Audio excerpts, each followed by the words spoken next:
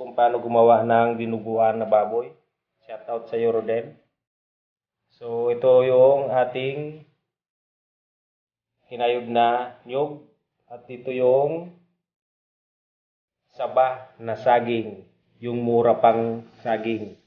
So, iniwa-iwa ko na yun. Yung ihalo natin to sa dugo. Sa dinuguan na baboy. Ayan yung dugo natin. Namumuo pa. Ayan, pulang-pula siya. So, titingnan natin yang mamaya kung medyo marami ang dugo.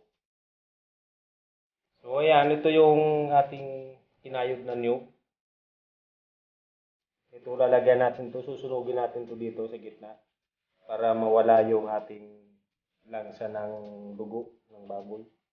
Para pag kinain natin yung ulam natin mabango.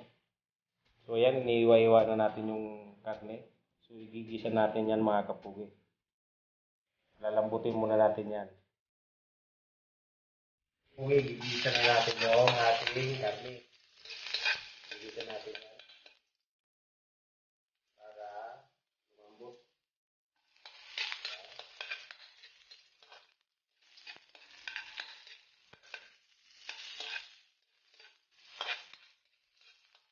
So, hintayin natin magkulay brown yung ating rekado dito sa ating ginigisa.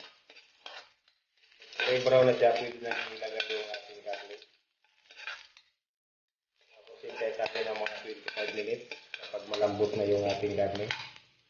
So, doon na natin lalagay yung gata na may dugo. So, ayan, nagbabrown na siya. Pwede na natin ito ilagay.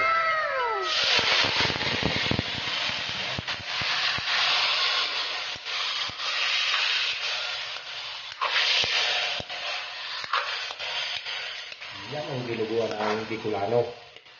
Shout out sa mga Bicolano. Ito na yung dinuguan natin, mga Bicolano. Mayroon pang kalibong batag yan. Lumpod pa ngayang batag. Yalo sa didi. Mga kapugi yung ating kinayod na yug. Kailangan natin sunugin yan para pag wala kasi tayong tanglad, ito yung ginagawa natin. Kailangan natin sunugin yung kinayod para mabango yung ating ginataan na karne na may dugo, dinuguan na baboy. So, ayan, makikita mo. Ayan, oh. Sunog na yung natin, kinayod. Ayan, oh, sunog. Kaya mamaya, mabango to. So, ayan mga kapugi, bubuhos na natin yung dugo na may gata. So, ayan. So, wag na natin munang tigilan tong sa pag hahalo kasi